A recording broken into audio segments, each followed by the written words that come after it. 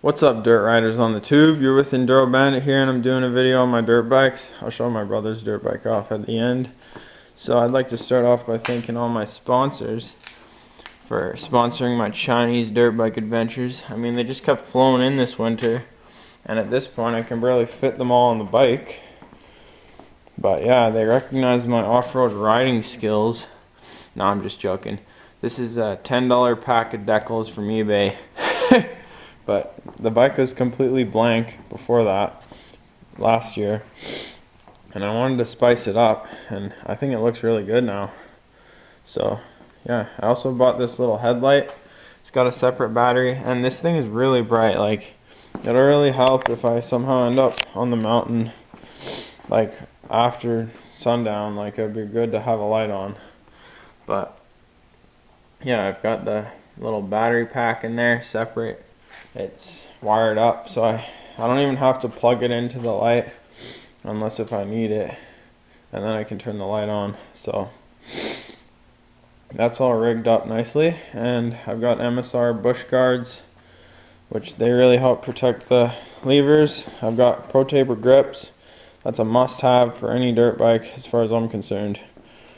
I also put a 12-volt battery in it because the stock one had died about 2 years ago, and I really need electric start for those brutal hill climbs, because man, I've been taking this bike on so many intense, really steep, like rocky, loose soil, like rooted up hill climbs. Like, they're just expert material, and this bike takes them on like pretty well actually. It's got low center of gravity, good torque. It's a small bike, which that's good for hill climbs too actually. Could use bigger wheels though, that would help. But yeah, it's got good torque. It's a 250 4-stroke Gio X31. They don't make these anymore.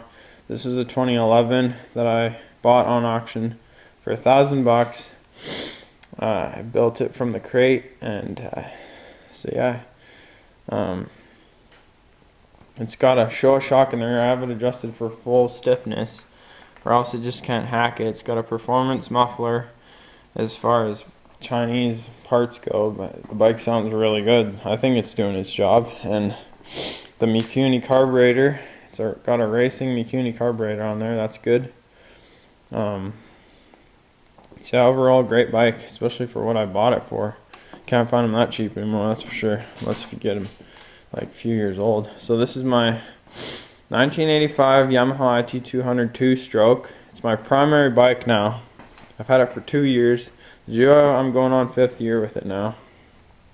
So yeah, this baby, it's got lots of power. It doesn't have a sharp power band hit at all. Like, it's just got steady power. So that's good because I need torque for a lot of the stuff I'm doing. So yeah, it's got 6 speeds. It can really fly. The Gio's a 5-speed. This thing's got its own light built-in stock that works. The brake light doesn't work right now. Yeah, it sounds really good. I got new decals for it too this winter. The other ones were all like torn up and scratched from some accidents or landing on its side or whatever. But you know, hardcore dirt bike stuff. Anyway, I bought this bike this spring. It's a Kawasaki KDX200 2-stroke. I bought it off my dad because he's starting to get out of dirt biking. He still is going to use it sometimes probably, but I'm going to use it as a loaner bike, and whoever uses it only has to pay for gas basically.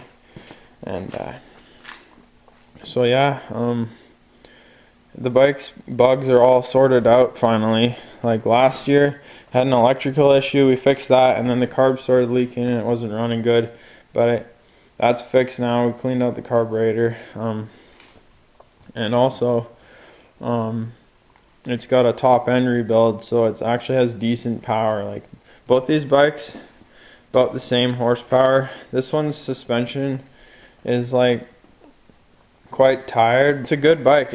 It's a tank. It's probably tougher than the IT. So yeah, 85, 89, 2011. These are both 6 speeds. Here's my brother's 1986 Honda CR250 2-stroke. And this thing is really tough. Like, it's taken some hard hits and it hasn't taken any damage. It's just so tough. We call it the Mad Max bike. And yeah, man, it is a beast. It has a huge sprocket in the rear, so it's got tons of torque. It's got 5 speeds. Top speed is a little bit slower than the IT. That thing I think is 135 kilometers an hour top speed according to spec. This one's a bit slower that way, but it accelerates a lot faster. So yeah, he's got a FMF pipe on there. Had the previous owner already put it on, but so yeah, I just put a new clutch in that one and the IT because we fried the clutches doing single track last summer. And yeah, also for these hand guards that I bought for the IT, I mean, they look amazing. The old hand guards that were on it I put on the KDX. But man, I thought these were name brand ones I bought on eBay. I'm like, oh, that's a steal, 35 bucks. But then I found out when I got them that these bars are plastic.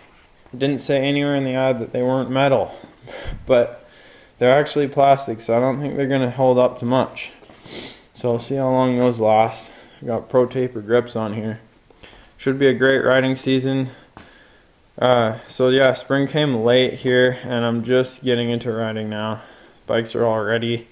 That's actually my car, my summer car. It was my daily driver for a year, but now it's my summer car. So alright, peace out guys. Let me know if you've had any of these bikes in the past or if you own them right now, and tell us a story about them.